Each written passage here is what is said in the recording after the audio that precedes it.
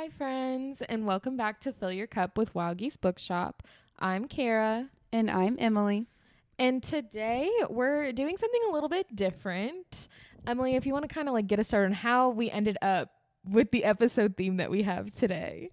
Okay, so it started off that I saw this trend on Instagram, and it was two creators. They were in a bookstore, and they were talking about their greatest book sins.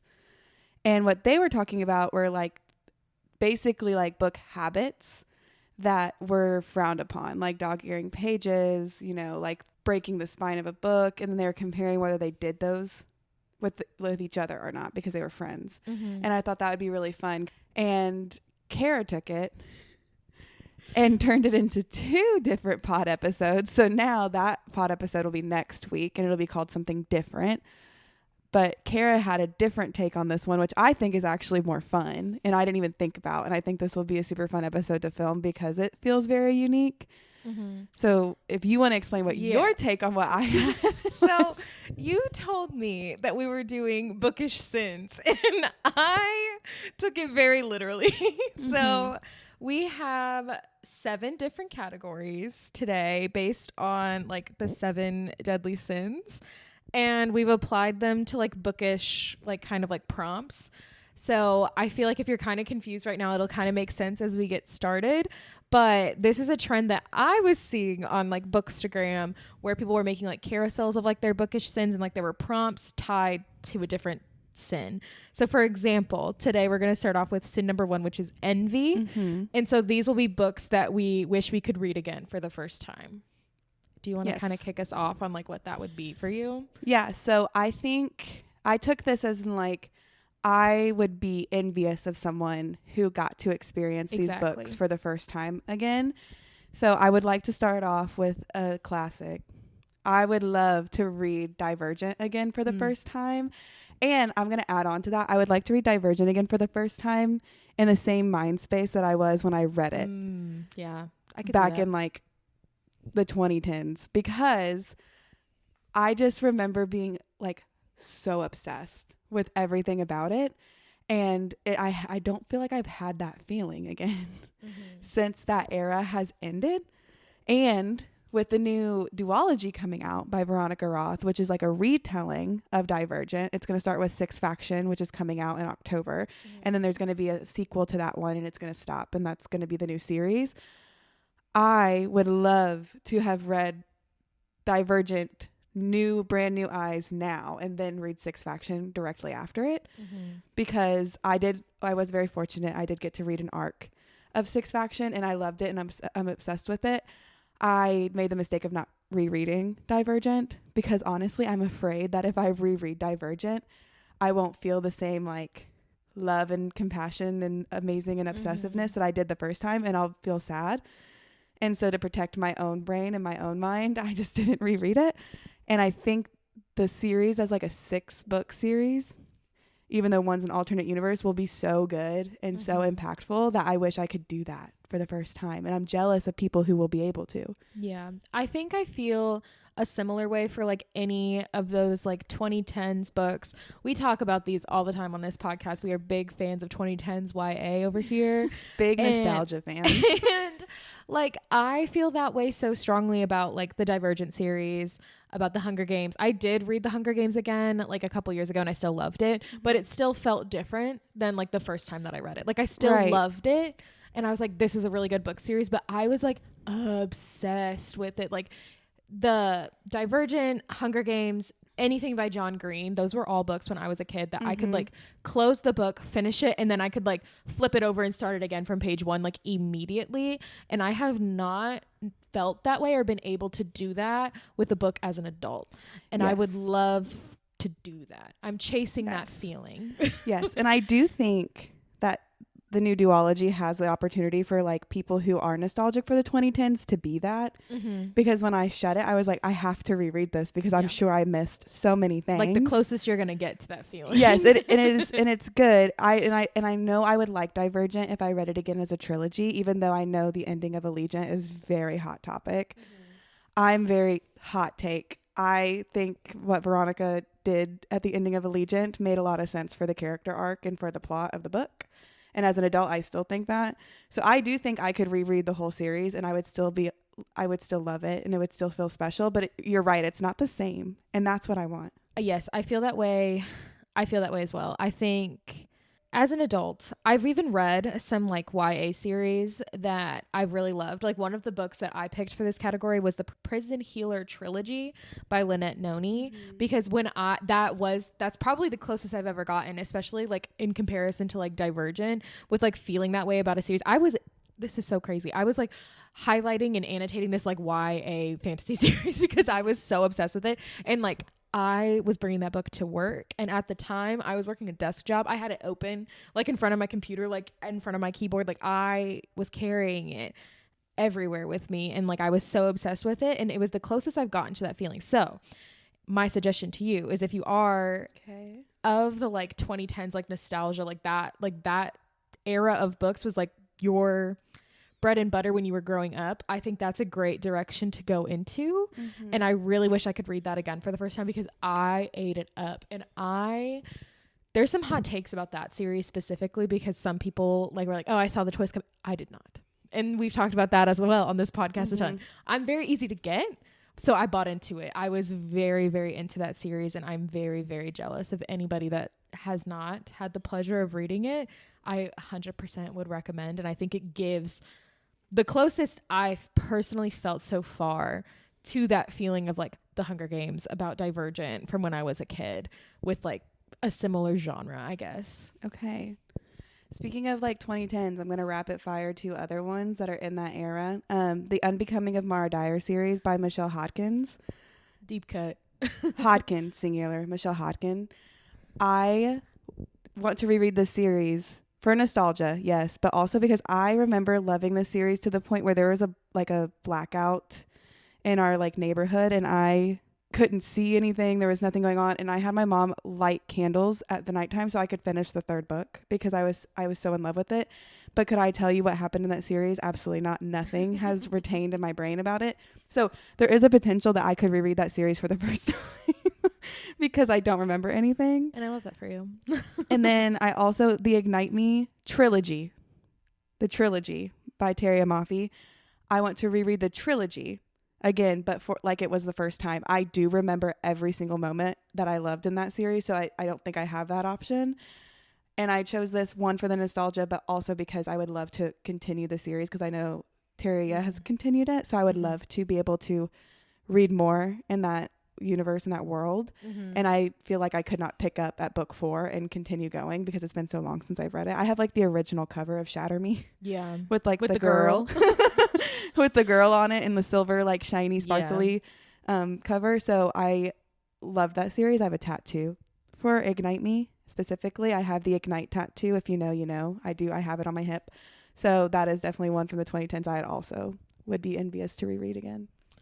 I feel like for the most part for this prompt, I kind of went with some recent reads. My number one, and like I've been thinking about and talking about this book since I finished it, is Love Felt Like This by Julia Olivia. This book is not out yet, so which makes it really hard, because then everybody's going to be hyping it up. It comes out in September, and everyone's going to be talking about it and reading it for the first time, and I'm going to be so jealous. Like I am going to be so envious, which is like I think the point of this prompt is because I ate that book up. That it had some of the best like tension within like a fictional couple that I've ever read. Like it felt so real to me. I was there. It was so good.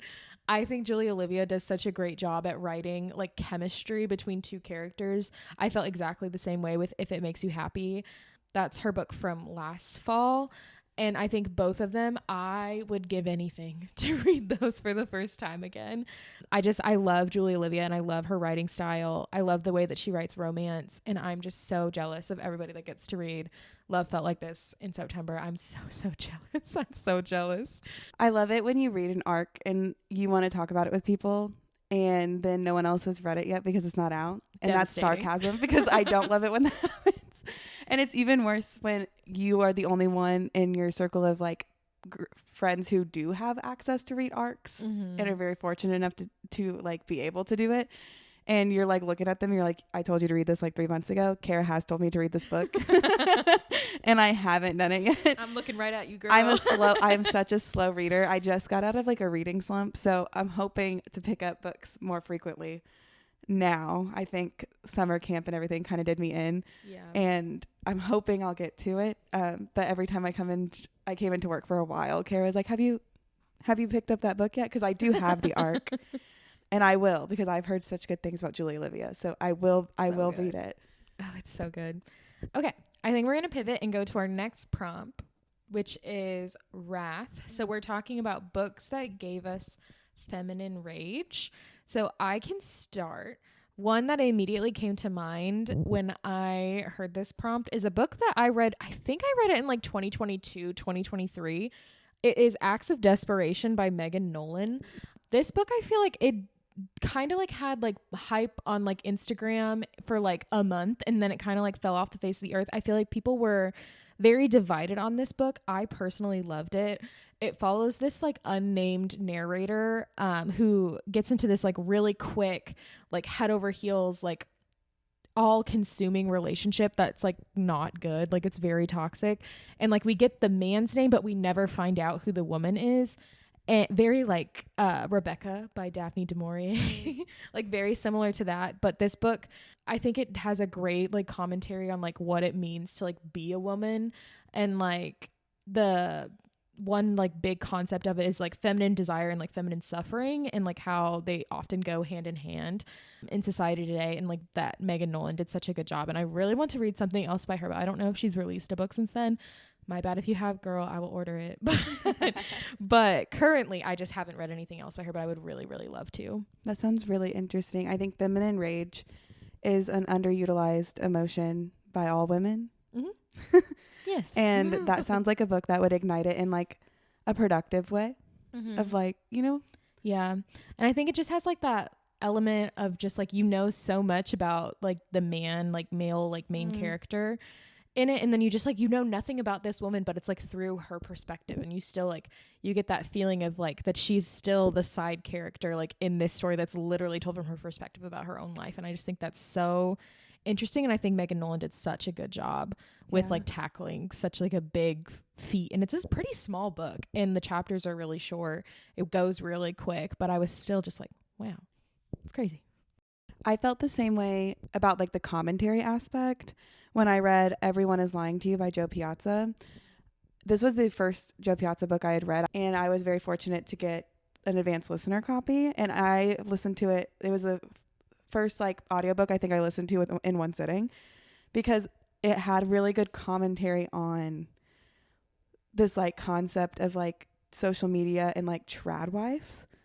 And a lot of people I know thought going into it, it was going to be a book bashing trad wives, and it was very much the opposite of that. And so it basically follows this girl who is, I want to say she's a reporter. It's been a while since I've read it, but her friend is a trad wife influencer, has millions of followers, very Ballerina Farms-esque, and there ends up being her like a murder investigation, and it follows like all these different things happening behind the scenes of like the social media aspect of what it means to be a trad wife influencer. And basically the commentary is like these women who go online and do like the trad wife influencing are like the CEOs of their household, one, but also like the CEOs of their own brand and their own empire, like Ballerina Farms. And they are like the boss, like they are the boss woman in all aspects of every term. And so what I think Joe Piazza was trying to like comment on was not that trad wife living is bad. That's not true. But that like we need to see what trad wife influencers for who they are, which is like powerful women who are making like money off of this brand that they have built and that they have been in charge of. There's this part in the book where they go to like this big convention, and it's all these trad wife influencers, and they're all sharing like different marketing strategies and like different ways to like up their like brand engagement. And like that is like business. It's not just like you wake up and you bake bread and you make breakfast and you like send your husband off to work, and that's what it looks like online. So there's another like underlying commentary of like what you see online isn't always what you get.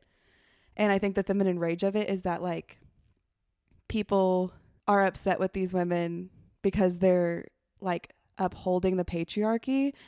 And in my opinion, I'm not going to speak for like what the book does, but for me, what the book says is that they're like benefiting and profiting off of the patriarchy by like selling this ideal lifestyle when they're not actually doing that. They're actually being like very like girl boss energy, making their own money, making their own way. And then it has a murder plot in it. So it's a thriller. But I think the commentary stuck with me more than like the thriller aspect. The thriller aspect was really fun and engaging, but I loved like the different looks into like the different lives of the women throughout the book, because obviously there's like the main character who is a working woman and has like a very like typical life that you would expect a working woman to have. And then there's like this trad wife influencer, and then there's like all these other trad wife influencers that you meet. And like, I think it was just interesting. It was very different. It's been a while since I've read it, but I do remember feeling feminine rage because I was like upset that these women don't get the credit that they like clearly deserve. But also if they ever got the credit they deserve, like their empire kind of falls, their brand goes, because that like they're building a brand off of this like lifestyle that is like seemingly unattainable. Yeah. And I think that's something I really love in a book, is kind of when like, even if you don't know it when you're picking up the book, but like when it kind of flips the script and it's not like what you're expecting. I love when that happens. And I think there are a lot of books that are kind of like doing that right now.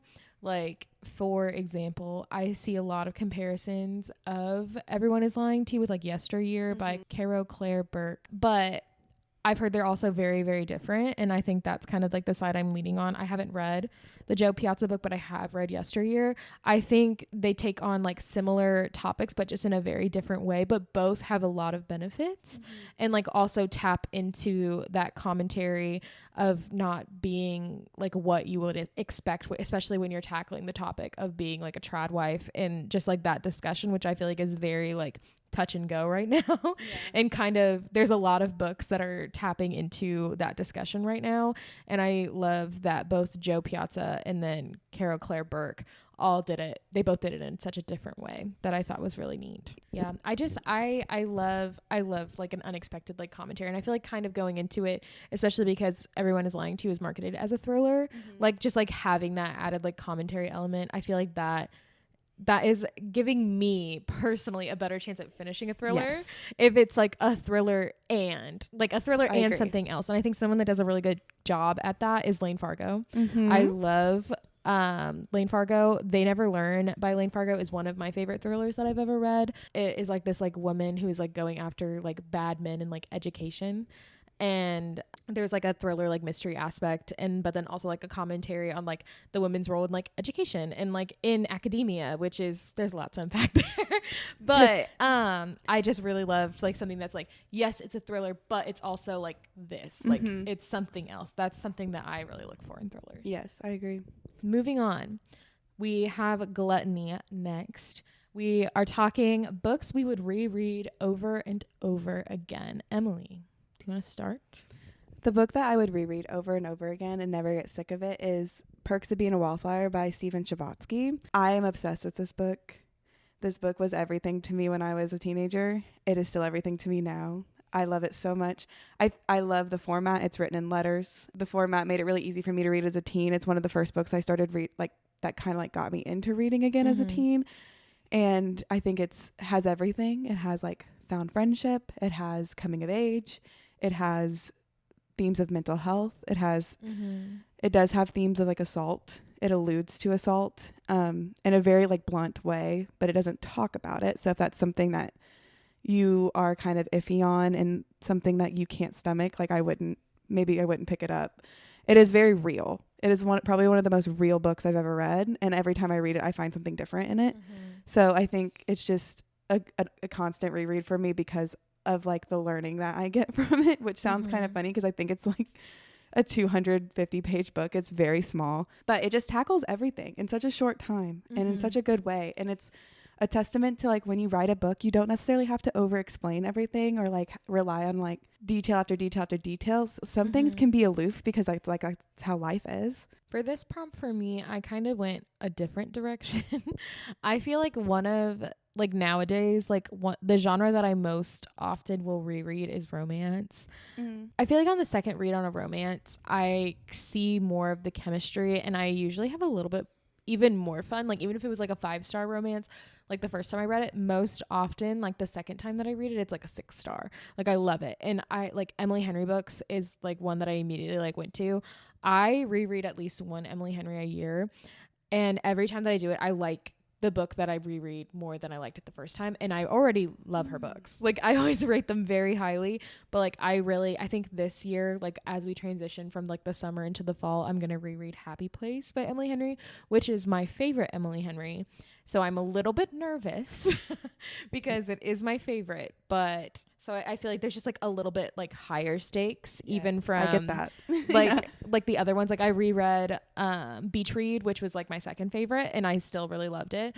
But there's Happy Place is so special to me, but I know I'm gonna love it, but I also have like a little bit of nerves about it. But I just love reading an Emily Henry, and she can't write books fast enough for me to like continue to read new ones. So I'm like, I'll just keep rereading them. And I'm honestly so okay with that.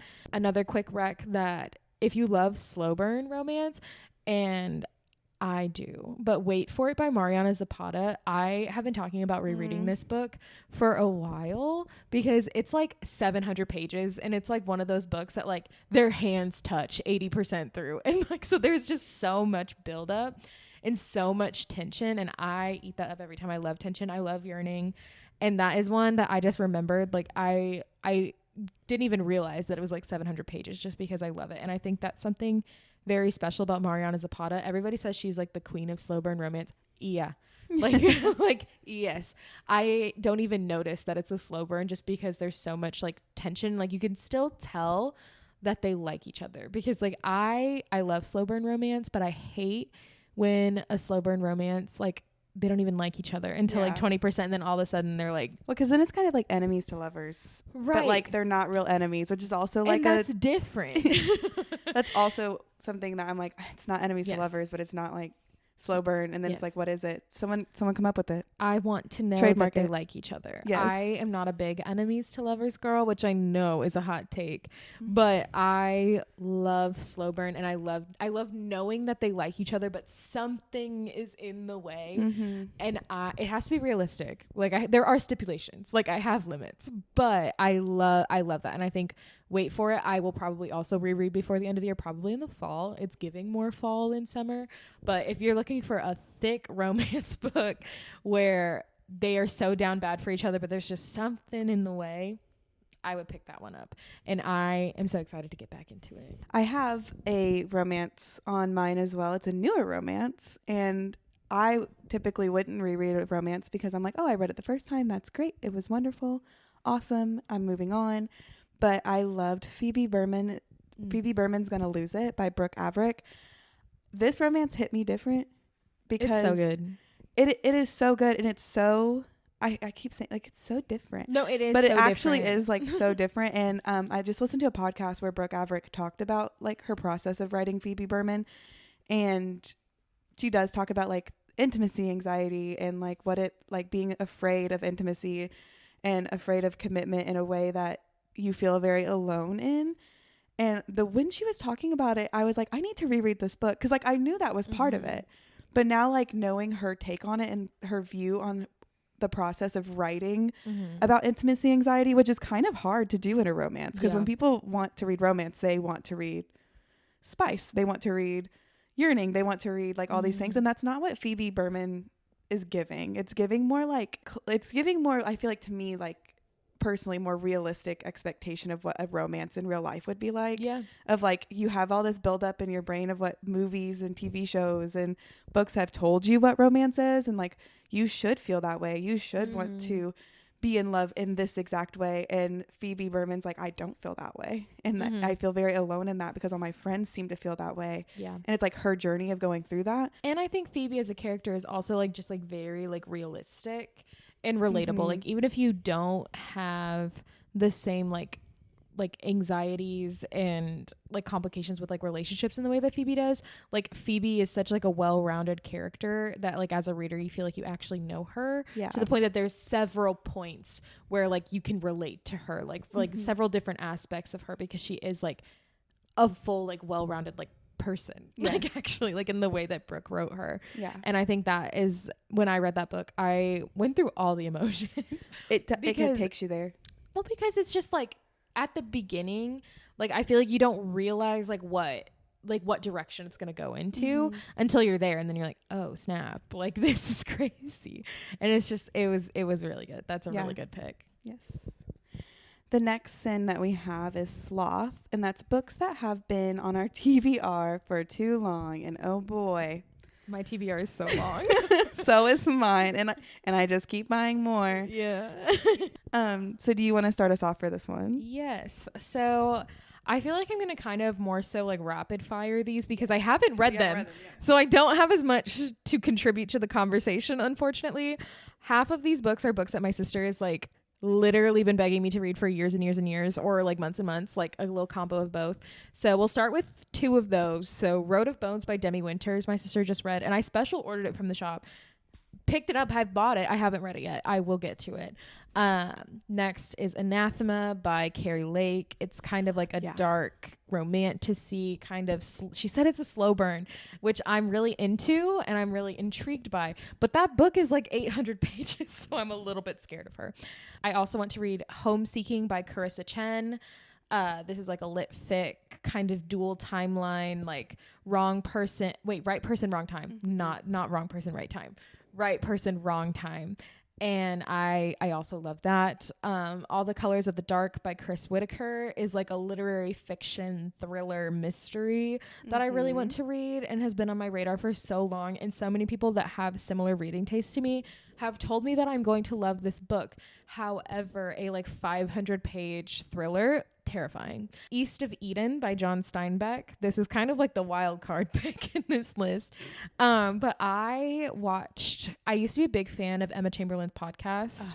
I love that podcast. But I do too. Years and years and years ago, like literally like 2022, she would like read this book and said it was like her favorite book. And I special ordered from the bookshop the same copy that she had because I was like, it's so pretty. I want to read it so bad. It has been on my shelf since 2022. I have not read it.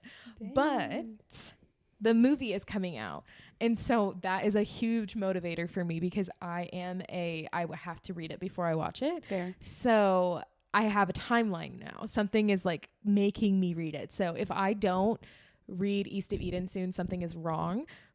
Somebody hold me accountable. And then the last one that I have is The Eyes Are the Best Part by Monica Kim. This is a horror, like body horror kind of book, which is, that's like what I like in horror. I think it's very interesting. I borrowed this book from a friend when it came out in hardcover, and I had it for months and months, and then I just like gave it back to them and I hadn't read it yet.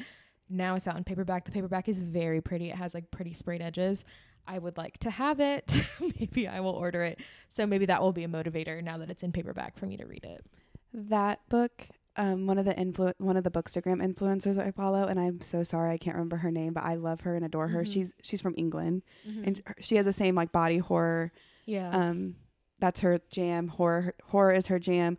She just read that book and she did like this challenge with it.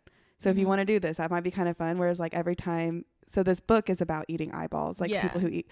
So every time an eyeball was eaten, she had to pick a punishment. That's crazy.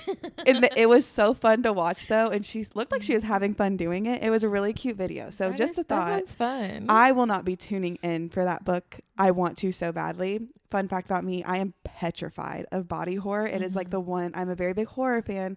Body horror gets me. So what I do is I have Kara read all the books that I want to read, knowing that I would spiral if I read them. And then she just tells them to me like it's like work gossip. Yeah. So just let me know.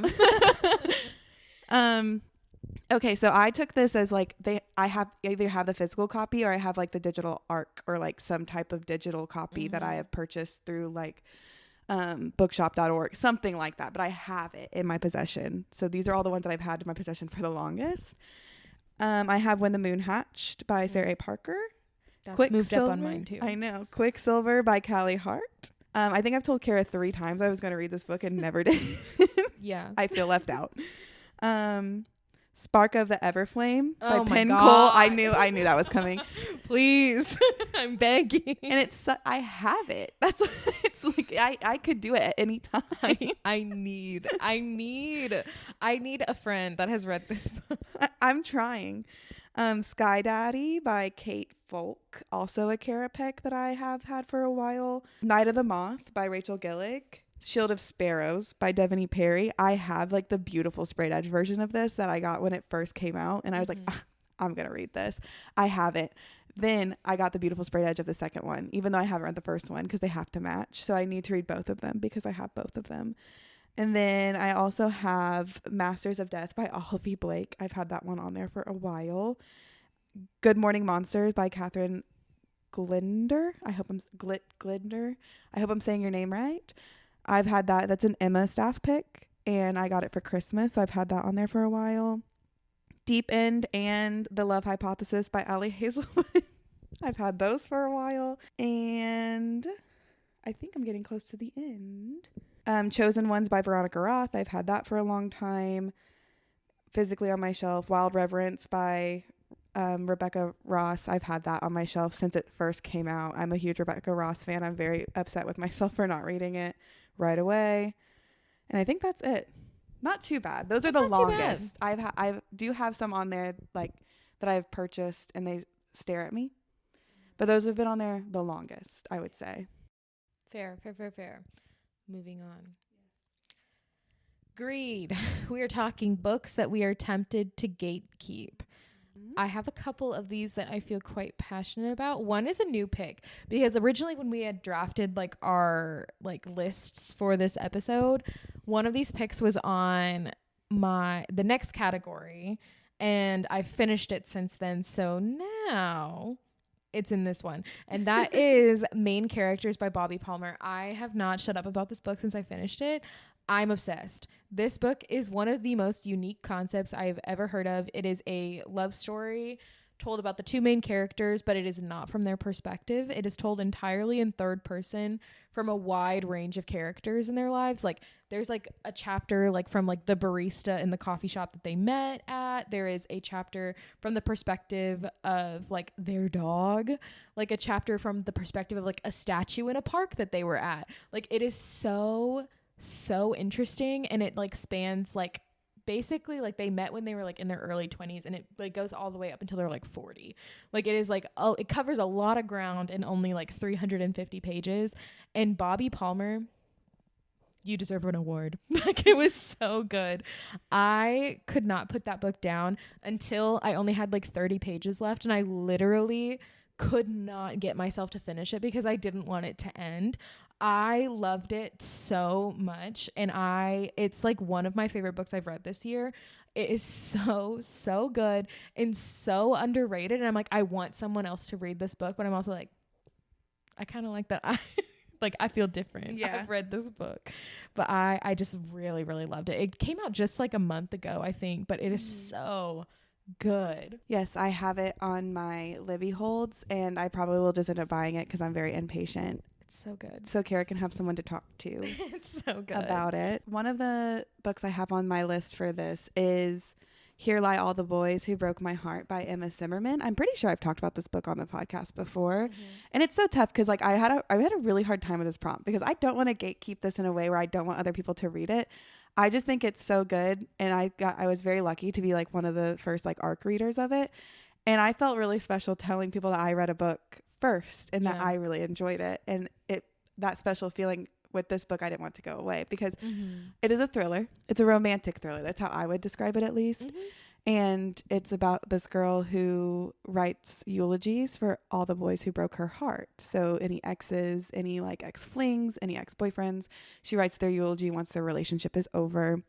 And all these boys start dying when the eulogies are left at their crime scenes. And so she's allegedly getting framed. I don't want to like spoil anything for anybody, but this was one of the thrillers where I'm like Kara, whereas it is easy to get me. I am very susceptible to twist and plot twist. And this one did get me, the plot twist at the end. I was like, I did not expect that. But I also really liked the chemistry between all the characters. And this is her debut. So I also feel like I put it in this category too because it feels very gatekeepy because like no one's talking about it. But it's a debut and it's really good. and it feels like a little club to be in, to know that it exists. Yeah. And so I like that. I would recommend anyone to read it. If you're not a big thriller person, but you do like romance, I would also recommend reading it, because it's like it's very genre bending. Yeah. So if you're into that thing, this is a good one to pick up. And it's always nice to support like a debut author, because they're living their dream. And I think that's so fun. Yeah. You recommended this book to me, and I sat and I read it in one sitting. I really, really enjoyed it. I thought it was really fun, and I do think it's like one of those books that even if like thriller is not your genre, you would probably still like it. If romance is not your genre, you would still like it. Like, it's like one of those that like it can fit a bunch of different readers, which is something that I love. Which is hard to do as a debut. Yes. So like good for that Emma Zimmerman girl, because she did it. She was, it's also very angsty. It's very very attitude. Yeah. It's just good. For sure. Another one of my picks is Violet Thistlethwaite Is Not a Villain Anymore by Emily Krem-Foltz. This is a debut cozy fantasy, and it is so cute and so fun. Like, I just had such a fun time reading it. This was one of like the first arcs that I got sent to me, so I felt very, very special. And I just loved it. It was just so fun, and like Emily Krem-Foltz is really good at writing like humor and chemistry, and like it had this whole like fantastical world, but it still felt very accessible, and like there was conflict, but it was still low stakes, so that it can still fit into that like cozy fantasy little like nugget. And it was so good. I really, really, really liked it. And the sequel's coming out this fall, and I will be tuning in. I just really loved all the characters, and I'm very excited to see what she writes next, because it was just fun. And sometimes you just need that. You just need something that's fun. And I thought it was fun, and it was super well written, and it's a debut. So super good. I love a debut. Me too. This next one's not a debut, I don't think. But it's a new author for me. Evening the Score by Lexi LaFleur Brown is a hockey romance. And this came to me as an arc. So I read it as an arc. I was an arc reader. And it is very, very good. And it is a hockey romance in a fun, different kind of way, where it's a revenge plot, which is always good. It's about a like pompous hockey royalty boy who is in the major league, and this girl despises the family, and her dad was a hockey legend. It goes into like CTE, which is like really dramatic like brain injuries that happen in like sports and other things. It talks about the romance between the two characters. She was also an ex-hockey player, which I love it when like the female lead also knows about the sport and plays in the sport. I think that's super fun. It has Native representation in it, which I thought was really cool. And she's also the mascot. She becomes the mascot of this major hockey league team to get revenge on this boy and his family. But it goes so much deeper than that. I think the reason I like it so much, and the reason I want to gatekeep it, because it has substance. And it's really hard, I think, to have substance in a sports romance, because it's been done so much. Yeah. So to have like some type of like niche and some type of emotional attachment to the characters in a sports romance, especially hockey right now, because hockey is done so frequently, is a feat. Yeah. And Lexi did it, and it's so good. And I read it in like 2 sittings, which is huge for me. And it was good from start to finish. It made me feel like I was kicking and giggling at one point, and then I was like really feeling for the FMC. She lost her dad. That's not a spoiler, but she lost her dad to a CTE injury, and I hope I'm saying that right, but it's like a brain injury that happens over time, especially with like contact sports. And it talks about that and how that made her feel. It talks about like her grief with that, and she goes, they're Native, so her and her family are Native, so it talks about that like background and how that impacted their childhood growing up, and how that impacted like their hockey, which I thought was really interesting and not anything that I've seen before. And then it also talked about this like this is a true enemies to lovers. Like, she hated that man, and it like you start realizing like he has deeper implications, and like the relationship between him and his like hockey legend dad is like not what it seems on the like surface. There's just like layers to it that I wasn't expecting. I was expecting to pick it up and be like a cotton candy read. Yeah. And I think it still could be for some people, but like if you really dig into it, there's a lot to it. And I think that's really cool to do in a sports romance. No, I 100% agree. And I think doing something different in such like a popular like genre like romance, and especially in a popular like sub-genre of romance, like sports romance is huge, and there's so many, and so being able to like do something different is really fun and something that like I look for, because I'm like, I've read so many hockey romances, like there has to be like something else that like drives me to like pick it up. Right. And all of like the things you want in a hockey romance is there. The banter, the talk of the hockey, like there's like some spice in it. It's all there. There's just like more layers to this one, and Lexi does a good job. And it was my first time reading her, but I will definitely be reading her again because Evening the Score was that good. Period. I'll have to pick her up. Okay, we're almost to our last category. We're second to last. We have Lust. These are books that we bought for the covers, but we have not read yet. So this is the one that I was talking about for main characters. If you have not seen that cover, it's gorgeous, and that's the main reason why I bought it. I have 2 left that are on here. These are probably like 2 of my most recent purchases from the shop. The Shampoo Effect by Jenny Jackson. Great cover. It is such a good cover. And she also wrote Pineapple Street. Great cover. Her cover artist, fab. And then I also have Everything Was Beautiful and Nothing Hurt by Ben Reeves. This book is like, I bought it because the cover is gorgeous. It has a cat on it. Sold. It's also short, and I've heard that it is very heartbreaking yet heartwarming, and I am very interested in that. It is a book that is from the perspective of like the narrator is death, very book thief like vibes, but not set during World War II. Like I think it is set like in the modern day, but it is still like a story that is from the perspective of death, which I'm very interested in, and to see how Ben Reeves, like what's his take on that. I have 3. And I've added more recently, but we'll go with the 3 that I originally had. Graceless Heart by Isabel Ibanez. And that cover, it's gorgeous. It's like stainless glass, the art on it with the girl. Like, I'm not a huge, like, people, like, if people are on the cover, just like facing the cover, it's not like my favorite thing. This is done so well. It looks like stained glass. It's it has like beautiful sprayed edges on it.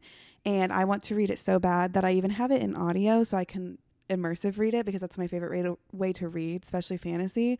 And I am so mad at myself that I have not read it. I have the ARC, the regular book, and the audiobook, and I haven't read it.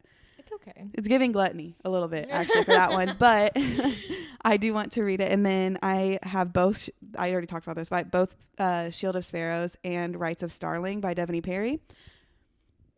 Shield of Sparrows has been on my TBR since it came out, one. But both of those books are stunning. They're very pretty books. And I bought them for the covers. And I also bought them for the hype, and I haven't read them. So hopefully get to that soon. And this one was a book rec from a bookseller at Loudmouth. And the cover is so cool. But it's called Moderation by Elaine Castillo. It is such a good cover. It's like staticky, but it's colorful staticky. And I think it has like a technological element to the book. And Vic was the one who gave me the recommendation, and he always gives good recommendations, so I'm sure it's really, really great. Okay, our final category is then Pride. So these are challenging books that you have read or books that have finished you, whether that's emotionally or otherwise. Do you want to kick us off, Emily? Yes. Beloved by Toni Morrison. I don't think I need to explain it. No, that's a great pick. So I'm not going to explain it, but Fair. that book finished me. It was also challenging. I read it for college first, but then like when you reread it, it's like even better. I feel like any Toni Morrison book can fit under this category as like, for both like aspects of the prompt, as like a challenging book and something that like emotionally like wrecks you. Yes. I have never felt like I've cried during books, like when a character dies or whatever, and like that hurts my heart, obviously. No, Beloved by Toni Morrison wrecked me. Like I had to put it down for like my brain to take a break. It was such a tough read, and in a good way. Everyone should read it. But yes, I don't need to explain further. No further questions. No further questions. What about you? So my first one, on a much more lighthearted note, the first one that I picked was The Priory of the Orange Tree by Samantha Shannon. That is a big book, and it's like an epic fantasy, and it is so good, but it was one of the first epic fantasies that I had ever read, and my copy of that book is like one of my most prized possessions because I like tabbed it very beautifully and on theme, and I annotated it, and I had like a little note card taped in the front cover with like what the things meant and like little notes for myself to remember of like who the characters are and where they are, because if you've read this book you also know that it's like an epic fantasy, but it's also like dual timeline, dual perspective, like not, but more than dual. Like it's multiple timelines, multiple like perspectives. Like it's really hard to keep track of, but it's so good. And that is just like one book that I'm very proud that I got through and like actually like finished. Yeah. Because it was one of the harder fantasy books that I've read. And it was one of the first ones that I ever read. So it just felt good. Another one I have is The Other Wes Moore by Wes Moore. I did this as a book study with the high schoolers I used to work with. And I think that's one of the reasons it feels like emotionally impactful for me too. Like in the way that it feels like it's like the finish you kind of thing. The book is about two Wes Moores and they both diverge paths. They grow up relatively similar, like kind of in like lower income neighborhoods and rougher parts of town, things like that. And then they both choose different paths and they both end up in very different places. One of the Wes Moores ends up in prison for robbery and murder, I believe. And the other Wes Moore is like a US politician and very successful, like met President Obama, like all the like, and it's so interesting. It is such an interesting read. And I do recommend it for people in a way that it is a good like anthropological look at a human experience. And it's kind of crazy that Wes Moore got to do it in a way where it's like with another human with the exact same name from a, like I think they lived like a block apart or something. So and I haven't read it in a couple years, so I could be like a little off by that, but it's like that's the premise. And doing the book study with the kids was so cool because you got to see as they analyze like both sides of the story and take like a reflection on like how your choices impact not only you but impact the people around you. It is a very impactful read if you make it. But I think even if you just read it and you read it from like cover to cover, no annotations, no stop, it is still an impactful book. So that is definitely one of mine. That's so interesting. It is really good. I've good. never heard of that book before. It's like one of my favorite nonfiction books. My next pick is, I have two more. And they both like are on the like finished me like emotionally side. The first is May Luna by Kelly McNeil. I picked this book up because it was being comped to Daisy Jones and the Six like a lot. No. no, wrong. It's about a band, and that's about where the comparisons like that's where they start and that's where they end. Like that book, I don't know. I whoever recommended that to me just like blindly rude. I don't remember who it was, but it is so emotionally devastating. And I cannot elaborate without spoiling, but just like trust, that book is really emotionally devastating. Next, The Good Parts by Evan Normandin. This book came out this week, actually, and I read an arc of it because I saw a video on Bookstagram of somebody like laying in bed at night, like bawling their eyes out to it, and I was like, well, I have to know why. Yes. So it's about, the concept of this book is that in this like world of the book, you have the option to take a pill where you forget, like you get to start over your life, like basically. You told me about this. And I think it like, and you get to like start over your life and like not necessarily like the people that were in your life before you took the pill, they don't necessarily forget you. So like you get to start over, but they do not. And so I think this is a book that's going to be very divisive. I feel like you're either going to really like this book or you're really not going to like this book. I was devastated by this book.